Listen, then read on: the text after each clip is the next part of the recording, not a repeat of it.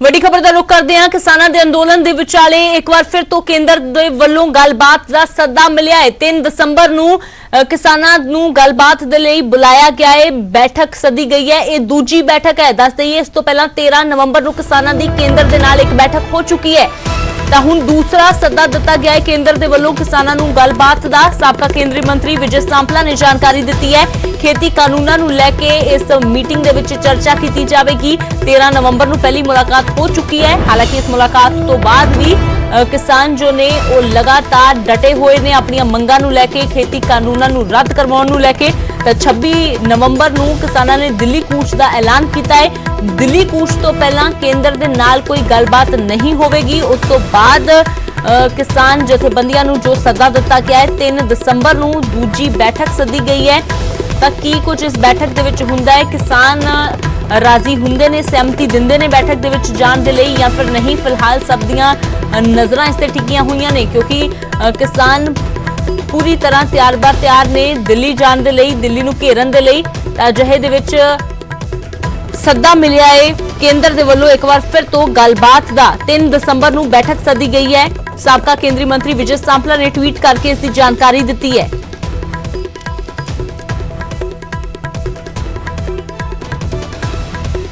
तो दस दईए किसानों का संघर्ष लगातार जारी है। किसान पूरी तरह पिंडां दे विच तैयारी कर बैठे ने। लखां दी गिनती दे विच किसान दिल्ली वाल कूच करनगे।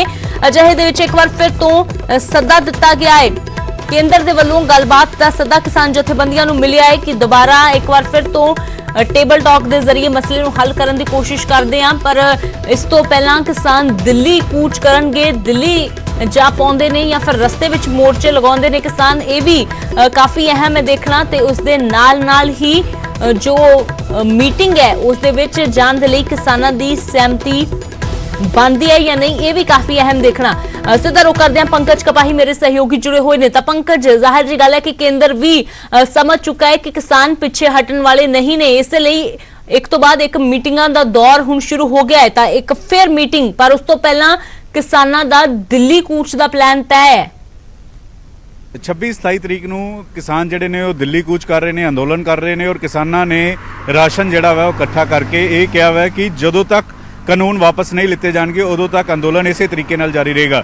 लेकिन विजय सांपला जो साबका कैबिनेट मंत्री ने उन्होंने जानकारी दी। उन्होंने वालों ये कहा गया कि खेतीबाड़ी मंत्री वालों उन्होंने जानकारी मिली है कि 3 दसंबर नूं किसानां दी मीटिंग जिहड़ी है वो केंद्र सरकार के मंत्रियों के नाल होएगी। पिछली मीटिंग जिहड़ी विज्ञान भवन च दिल्ली विखे हुई सी 13 नवंबर नूं, वो 7 घंटे चली सी। 7 घंटे मीटिंग दे विच किसानां ने अपनी गलबात रखी, केंद्र सरकार ने अपने तर्क दिते। केंद्र सरकार का यह कहना सी कि 6 सालां च किस तरीके दे नाल नरेंद्र मोदी की सरकार जदों बनी किसानां दी आमदन दुगनी करन दे हर प्रयास किए गए। किसान लगातार इस गल ते अड़े नज़र आए। किसानां ने यह कहा कि तुहाडे कानून खेतीबाड़ी का नुकसान करनगे, पंजाबी का नुकसान करनगे। इस वजह करके 7 घंटे मीटिंग होने तो बाद बेसिट्टा रही, कोई नतीजा नहीं निकलिया। लेकिन किसानों ने यह जरूर कहा सी कि असी दूसरी मीटिंग के लिए दिल्ली आवांगे। और जानकारी ये मिल रही हुण कि 3 दसंबर नूं वड्डी जानकारी जिहड़ी इस वेले मिल रही है कि 3 दसंबर नूं जिहड़ी वो मीटिंग होएगी। कैबिनेट के 2 मंत्री बैठणगे जिस विच बकायदा तौर पर खेतीबाड़ी मंत्री नरेंद्र सिंह तोमर होणगे। दूसरे मंत्री बारे अरे जानकारी नहीं दी गई। लेकिन इस दे नाल नाल किसान की 3 दसंबर की मीटिंग का न्योता स्वीकार करनगे कि किसान 26-27 का जिहड़ा प्रोग्राम बनाया उसनूं पोस्टपोन कर सकते हैं। ये अजे तक तस्वीर साफ नहीं हुई। लेकिन जानकारी इस वेले न्यूज़ 18 ते मिल रही है कि 3 दसंबर नूं मीटिंग का न्योता जिहड़ा वा केंद्र सरकार वालों किसानों नूं भेजा जा रहा है। जी बिल्कुल पंकज, 3 दसंबर का यह सद्दा, पर उस तो पहला दी तस्वीर काफी कुछ साफ कर देगी क्योंकि उस तो पहला 26 ते 27 जो नवंबर नूं दिल्ली कूच कर रहे हैं किसान, किस तरह की स्थिति बनती है ये भी देखना काफी अहम है। शुक्रिया पंकज इस पूरी जानकारी दे लई। 3 दसंबर नूं दोबारा तो केंद्र दे वल्लों गलबात का सद्दा मिलिया है किसानां नूं। फिर तो गलबात का सद्दा केंद्र दे नाल 3 दसंबर नूं दूजी बैठक के जरिए मिलिया है। साबका केंद्रीय मंत्री विजय सांपला ने जानकारी दी है। तो इस मीटिंग दे विच जाहिर जी गल है कि खेती कानूनां नूं लैके जिथे चर्चा होगी उत्थे किसानां नूं एक बार फिर तो यही दावा केंद्र दे वल्लों कीता जाएगा कि ये कानून जो ने वो किसानां दे हक विच ने।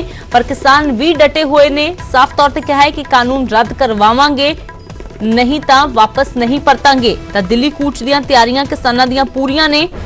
ਇਸ ਸਭ ਦੇ ਵਿਚਾਲੇ ਵੱਡੀ ਖਬਰ, ਕੇਂਦਰ ਦੇ ਵੱਲੋਂ ਫਿਰ ਤੋਂ ਗੱਲਬਾਤ ਦਾ ਸੱਦਾ ਦਿੱਤਾ ਗਿਆ ਹੈ।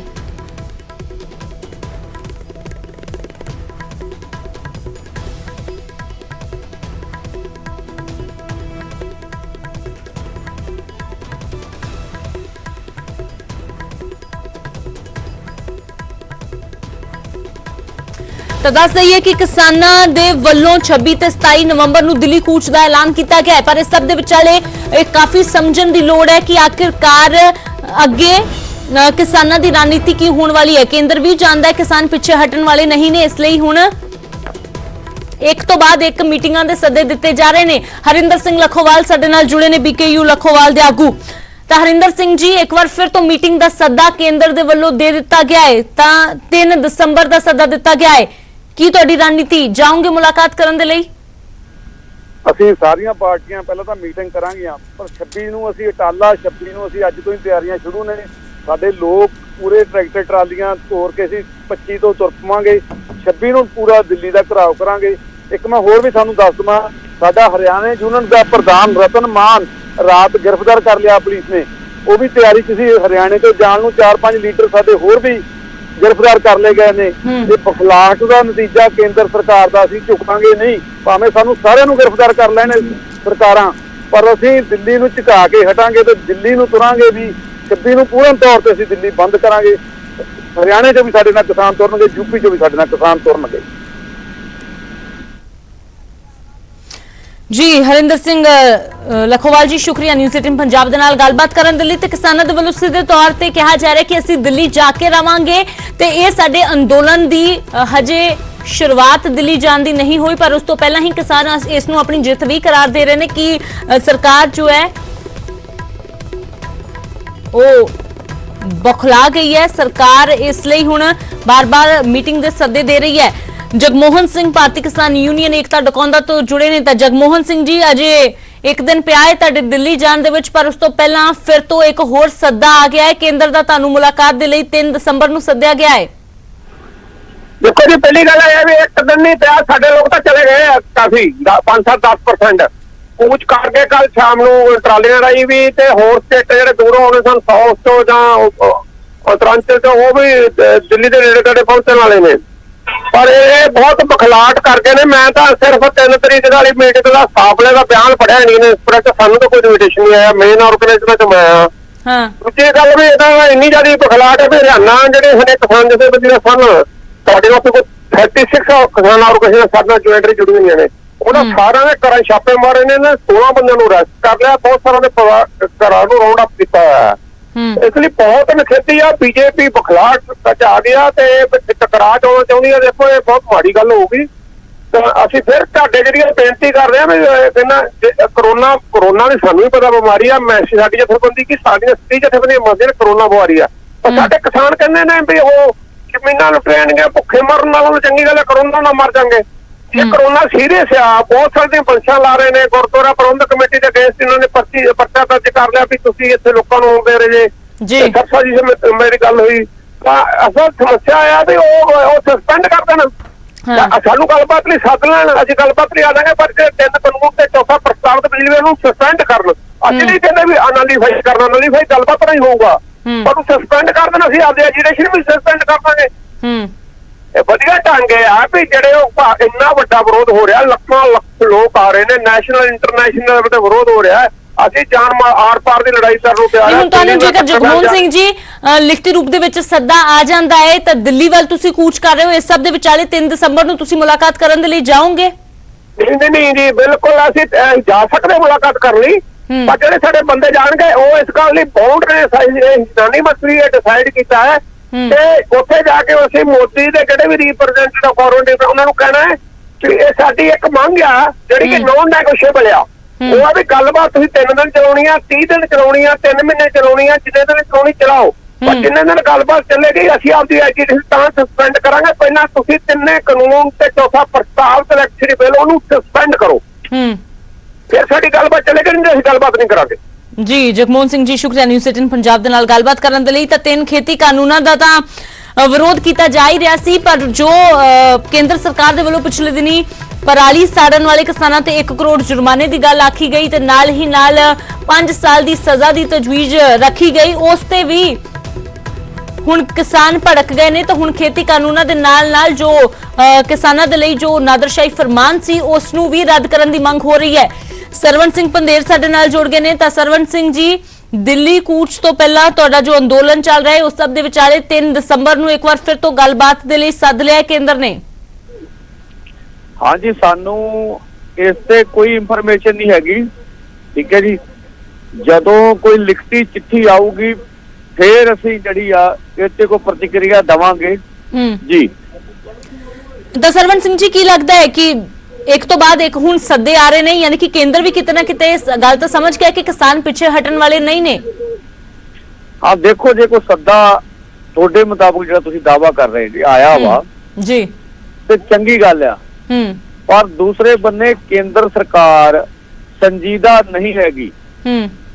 ਅਸੀਂ ਅੱਜ ਵੀ ਤੁਹਾਨੂੰ ਕਹਿੰਦੇ ਆ ਵੀ ਜਿਸ ਕਿਸਮ ਦਾ ਕੇਂਦਰ ਸਰਕਾਰ ਦਾ ਰੁਖ ਰਵੱਈਆ ਵਾ, ਜਥੇਬੰਦੀਆਂ ਕੋਈ ਕਾਨੂੰਨ ਵਿੱਚ ਨਿੱਕੀਆਂ ਮੋੜੀਆਂ ਸੋਧਾਂ ਨਾਲ ਨਹੀਂ ਸੰਤੁਸ਼ਟ ਹੋਣ ਵਾਲੀਆਂ ਜੀ, ਤੇ ਉਹ ਖੇਤੀ ਕਾਨੂੰਨਾਂ ਤੇ ਵਜਿੱਦ ਨੇ।